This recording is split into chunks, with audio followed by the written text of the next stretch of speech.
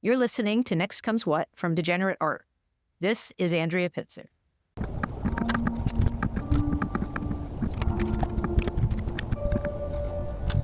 Today, we're talking about homelessness, the state of the unhoused in America today, and how this population has been punished and used as a trial balloon across history as a kind of precursor to commit more serious abuses against broader swaths of the population. We will ban urban camping wherever possible.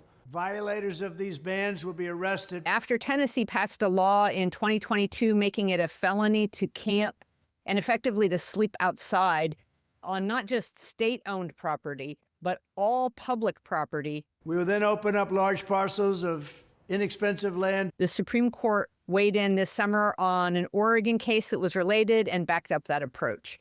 And create 10 cities where the homeless can be relocated. In the wake of this decision supporting essentially criminalizing homelessness in the U.S., the court has more or less made it illegal to exist as a person outside without housing across time.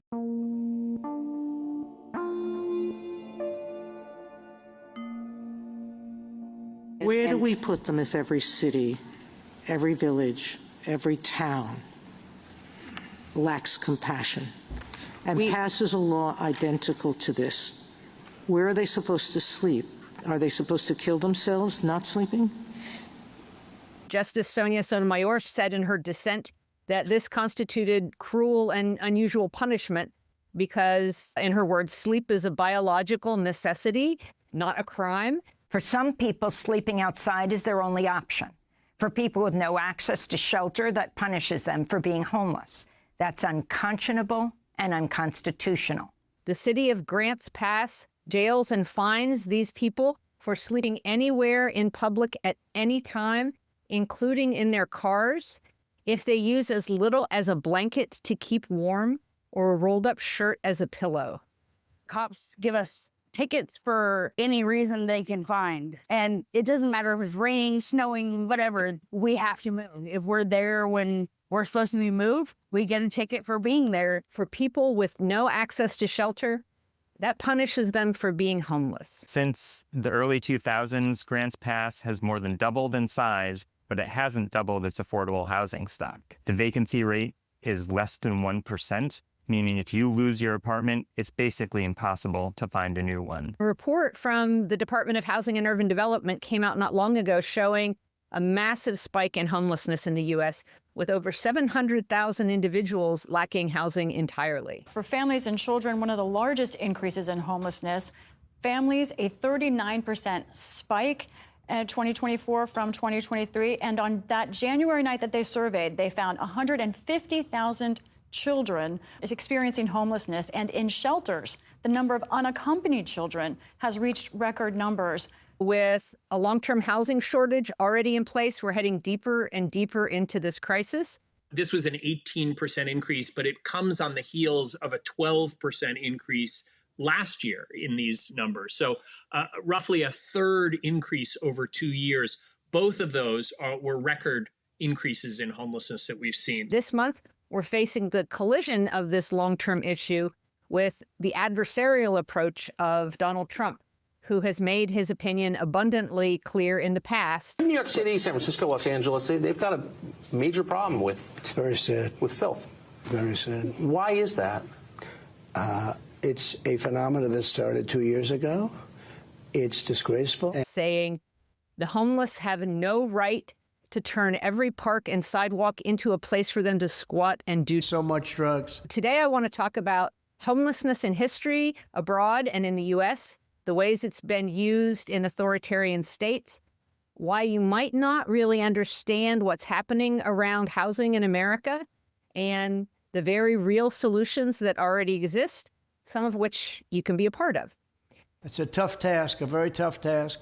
Partway through the episode, I'll share some pieces of a conversation I had last week with Brian Goldstone, the author of a fantastic forthcoming book on homelessness in America. First, going back a century, in our episode on immigration, I talked about the use of concentration camps against immigrants from enemy nations during World War I. The precedent of interring civilians continued in both Europe and the US, where forces detained German migrants. In the US, approximately 6,000 German migrants, overwhelmingly men, were imprisoned in camps, and the government seized an estimated $500 million in private property. The conditions in the US camps varied, resulting in some suicides and disease outbreaks. If you recall, this global internment normalized locking up innocent civilians going forward. Forced imprisonment in the US occurred again during World War II, when 120,000 Japanese Americans were sent to these camps. Here's an example of how that's relevant to today's episode.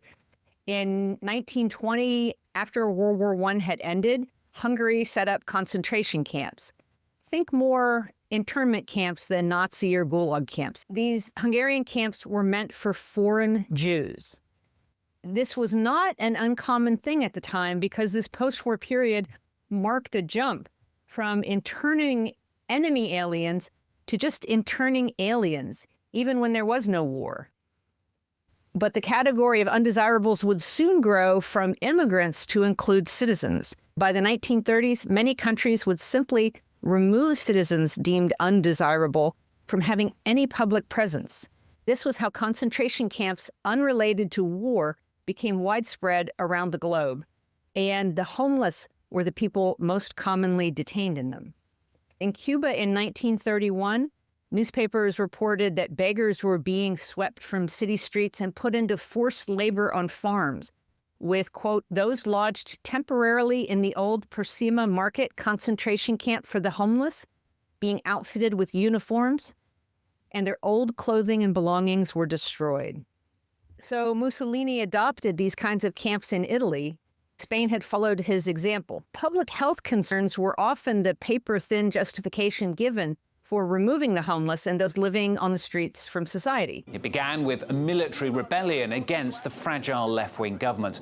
There was no swift victory, but with support from Hitler and Mussolini, Franco led the nationalists to power in 1939. His regime was brutal. Thousands of his political opponents executed in hundreds of concentration camps. Thousands of others fled to countries like France, kept in camps just the other side of the Pyrenees Mountains. But the actual rhetoric was that of a strongman, creating through brute force a false social cleanliness or purity, even if their attempts weren't really effective and only temporarily shoved unwanted groups out of sight in a given town. Can you talk, Andrea Pitzer, about how the German concentration camps actually developed, how Hitler managed to do this? Well, I'm glad that you asked about that.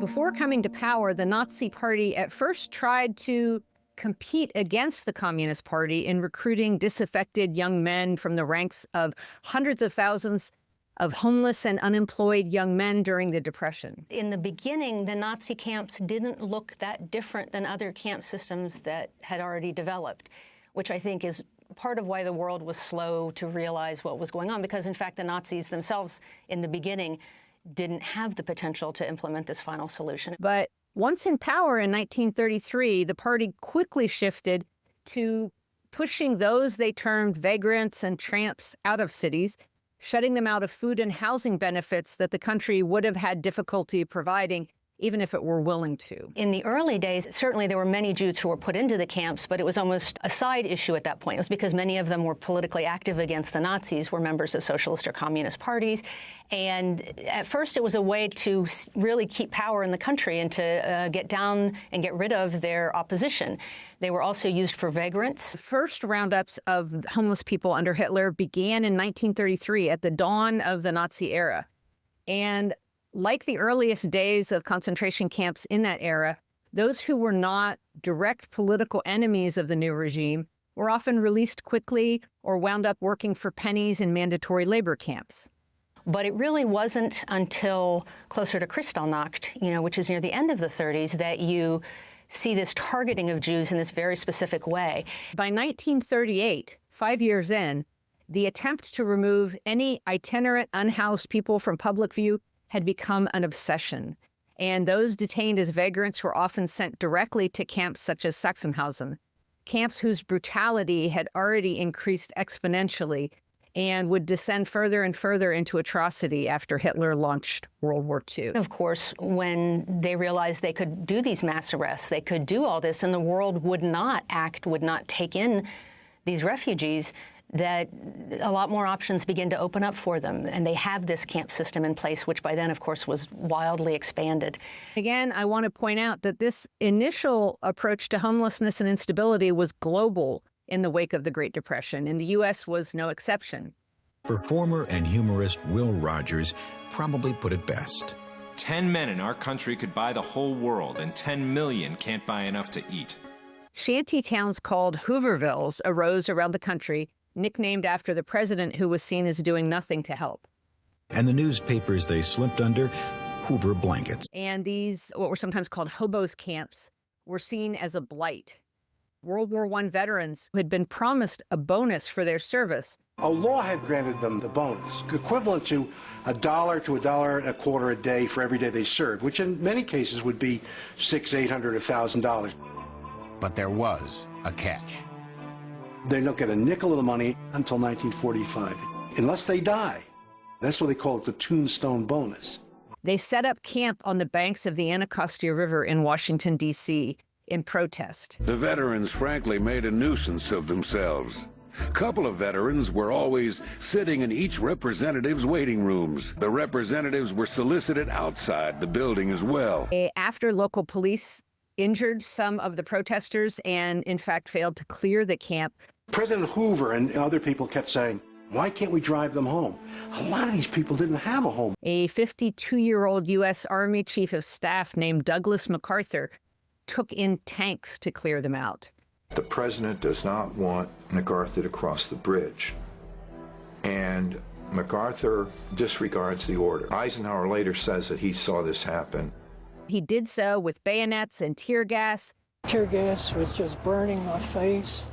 I was trailing behind my dad, and he kept hollering, "Come on, boy, come on, boy." That tear gas ended up setting fire to the camp itself. The president looked out a window of the White House in the direction of the fire, then retired for the night. This was a debacle, but these violent measures persisted around the country.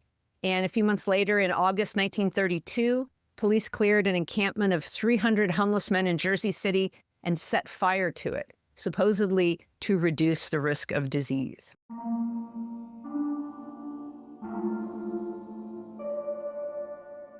Homelessness isn't just something happening in some other place and time.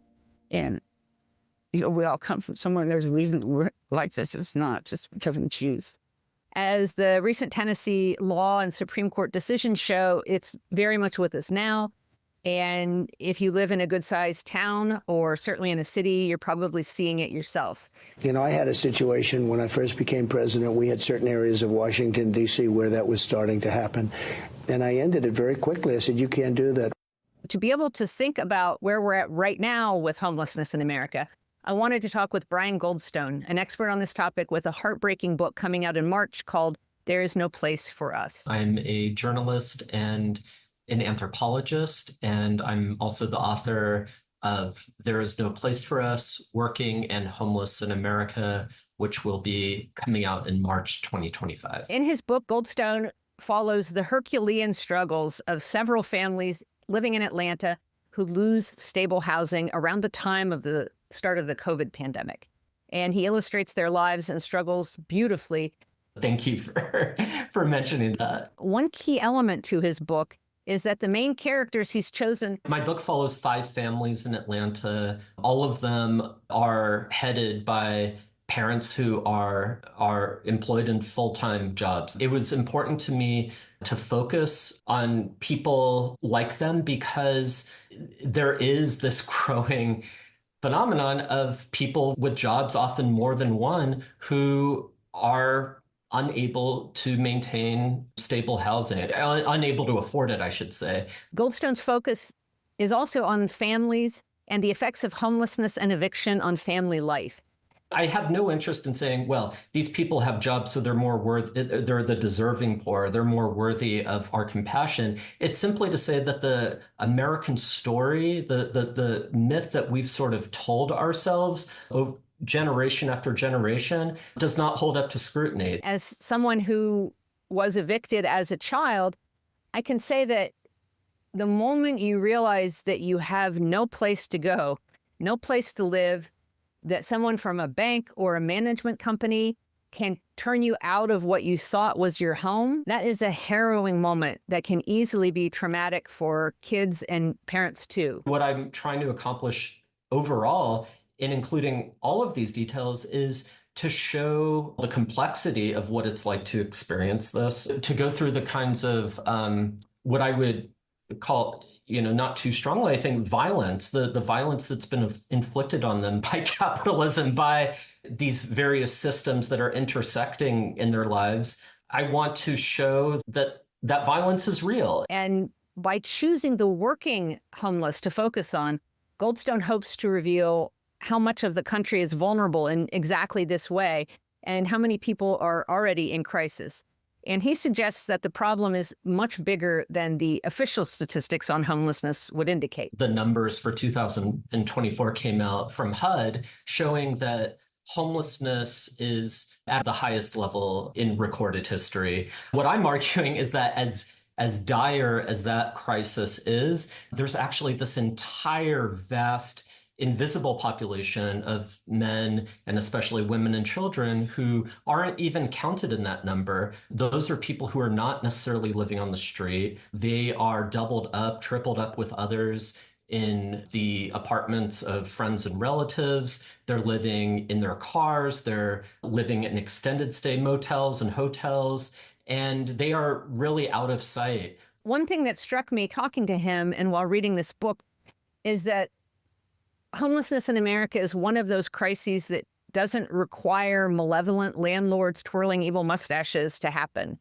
The legacy of perpetual displacement and the focus on growth have created, along with the successes in those realms, a kind of self-fulfilling nightmare. It's so crucial to highlight the extent to which this crisis that continues to escalate in so many cities around the country is a product not of poverty, but a product of prosperity. It is a byproduct of the very renaissance that so many of our cities are seeing today. And in a city like Atlanta, there has been this remaking of urban space, this revitalization that has actually fueled the very insecurity I'm writing about and has fueled this growing catastrophe of homelessness and housing precarity among the city's poorest households, including many working households. To the people who might ask, well, have the homeless always been with us? Goldstone has an answer for that too. And he noted that the problem of homelessness really became pervasive and ongoing and permanent in a way it hadn't been before, starting in the era of Ronald Reagan's presidency, in part because of the ways that it was ignored.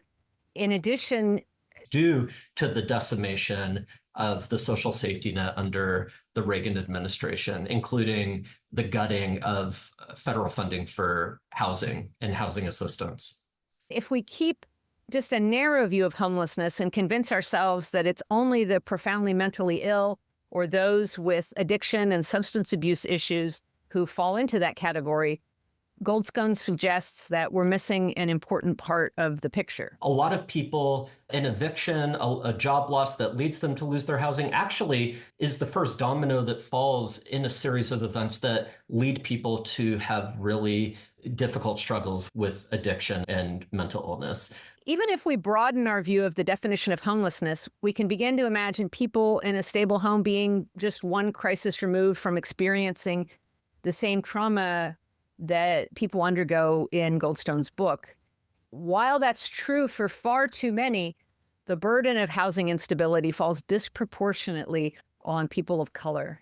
The Wikipedia version of homelessness in America tends to begin in the colonial period with poor houses and runs through how the other half lives and on through the Depression and then into the modern period. What that leaves out is the experience of formerly enslaved Americans. I've been very compelled by the possibility of narrating homelessness, mass homelessness, especially in the US, as actually having a precedent in the millions of newly emancipated people who were actually deprived of land, deprived of a home, forced into a labor economy of low wages, rent, and debt. And then there was a whole slew of vagrancy laws and black codes that, just like we're seeing today, criminalized people for not having a place to live. That wasn't just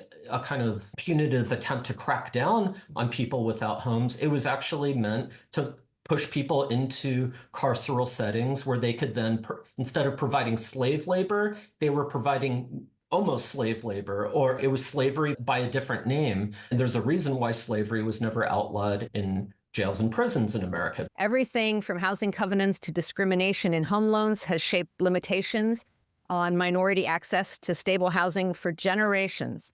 And now, in the case of Black people in Atlanta, the burden of homelessness is likewise not equally shared. I think it's no accident that in a city like Atlanta, the Black population in Atlanta is something now, it's under 50%. It used to be a majority Black city, but the percentage of families in Atlanta who are experiencing homelessness, it's like 93% Black. We need protections for residents, including renters, to make it more difficult to evict people and to make sure those who hit life crises don't fall between the cracks. We need a bigger housing supply. And it's been shown pretty clearly that what's known as a housing first policy, prioritizing stable shelter as the first step that's offered in terms of help before requiring the completion of rehab or mental health treatment, that this is the most effective way to deal with homelessness. The winters are really harsh here in Finland. They would also die on the streets. So I think that was a really the wake-up call that we need to do something and change the policies quite slowly. And then we get the rapid phase when we start the Housing First 2008. It's been proven again and again. In 5 years, we both created the program and halved the long-term homelessness in Finland. Most recently with veterans, a community whose homelessness has fallen to record lows due to the Housing First approach. In 2023, VA permanently housed 46,000 veterans, exceeding its goal to house 38,000 veterans by more than 22%. Yet, the incoming Trump administration is likely to follow the same approach espoused during his first administration when the Housing First strategy was rejected. This strategy will be far better and also far less expensive than spending vast sums of taxpayer money to house the homeless. Project 2025 likewise favors an end to this Housing First policy. And as the history of homelessness has made apparent, authoritarians and wannabes alike have used people without stable housing as punching bags to establish policies that can be used against them in cruel ways and then expanded to encompass others.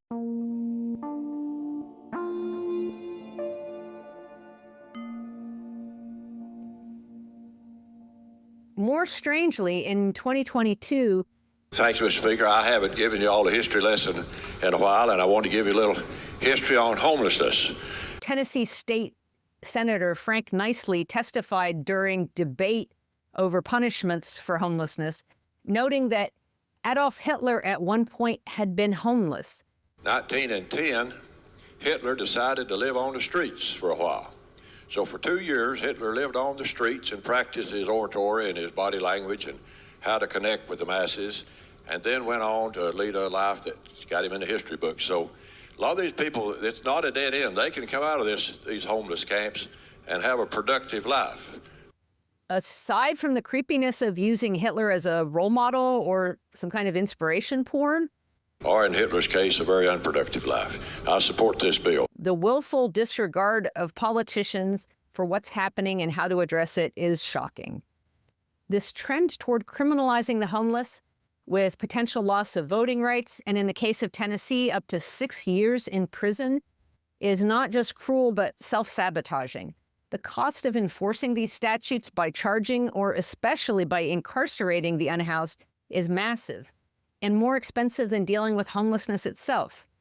And the cost to anyone charged over homelessness giving them an arrest record, which will likely torpedo any future ability to secure housing, is staggering. As Goldstone also noted in our conversation, these laws against camping are also intended to be used on the kinds of protests that rose in the wake of George Floyd's murder. This is another way in which the homeless serve as a canary in the coal mine, not only in the past with detention camps between the wars during the normalization of concentration camps, but in the present, where public frustrations about homeless people on the street can be weaponized to roll in groups that more directly question authority. In the case of both the homeless and protesters, these laws allow the removal of inconvenient people so as not to have to address society's pressing problems. So when a homeless person asks for money, then I give them like a fake $5 bill. So I feel good about myself, they feel good. And then when they go to use it, they get arrested. So I'm actually like helping clean up the community. Many people have noted the cruel baselines of American policy, which would rather, for instance, deny children a free lunch at school than potentially feed just one whose parents might have the money to do it themselves. And in housing policy, this streak is particularly evident because it's clear that it's cheaper and more effective to house people than to demonize them. Housing is a matter of human dignity and sound economics. Month in a hospital, $30,000. Month in a prison, $12,000.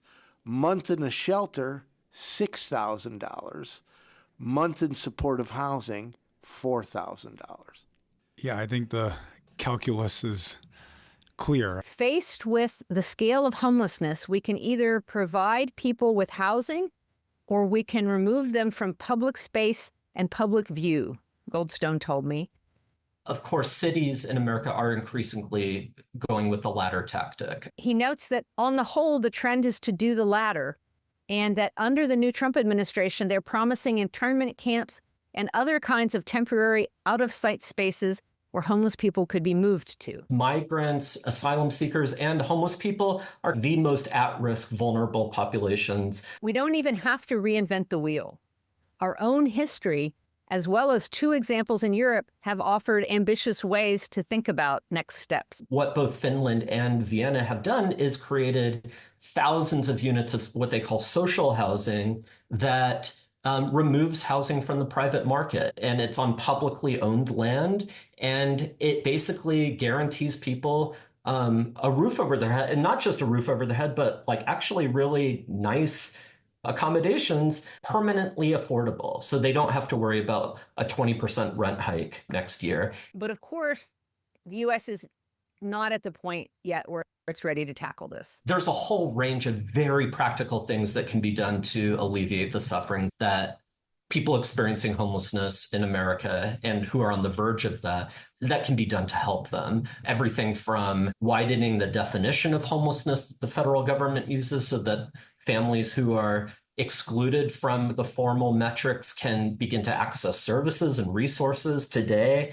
banning things like application fees when people are applying for apartments, banning discrimination against people who have housing vouchers. But at the foundation of any solution, I feel, has to be that a paradigm shift around how we understand housing and its function in our lives. As a country, Goldstone suggests to be thinking about this entirely differently than we do. For too long, we've treated housing as a vehicle for wealth accumulation. Whoever owns the most of it can control what it costs. And, you know, another term for that is price gouging. It's hoarding. When people were hoarding hand sanitizer during the pandemic, there was outrage that this scarce resource that is also essential could just be auctioned off to the highest bidder. But that's exactly what we've done with one of the most essential human needs, which is the need for shelter. But the need for this paradigm shift at a national level doesn't at all mean there's nothing that you could do right now. Goldstone talked a lot about all the organizing that's going on in Atlanta, where his book takes place, as an example. One of the most hopeful developments in recent years where these issues are concerned is the emergence of a powerful and vibrant tenants' rights movement. tenants' rights has been framed by many in this movement as extending to tenants who don't have housing today. So kind of connecting the dots between those who are renters, who have a lease, who are living in an apartment and who might be vulnerable to losing it, and those on the streets or in cars or hotels or in shelters who were renters and have lost that status. And I think that the vibrancy and really the militancy of this movement has forced solutions and really an imagination onto the agenda that simply wouldn't have been there otherwise. We can't look to those in power at the top of the hierarchy to provide for these needs. Homelessness is one of those issues where local action to protect the vulnerable and adopt best practices can make a big difference close to home. He mentioned the Autonomous Tenants Union Network, which has groups around the country, as well as the National Low-Income Housing Coalition's list of needs and opportunities state by state. There are many other groups doing this kind of work, which you can plug into.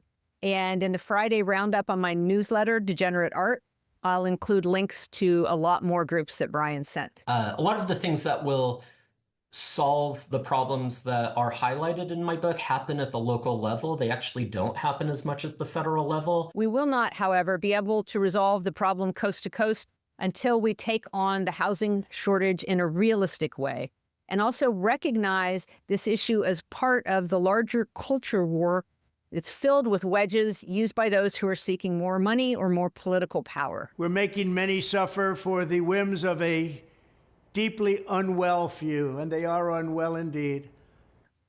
We cannot let our communities be splintered, and part of that is realizing that just like the pipeline from detention camps to punitive concentration camps during World War II, allowing any group to be isolated and removed from society is a danger to society itself. That's it. Thanks for listening to Next Comes What. Please share this with anyone who's looking for ways to help each other survive this mess. To support this podcast, please subscribe at AndreaPitzer.com and consider giving Next Comes What a 5-star review where you get your podcasts.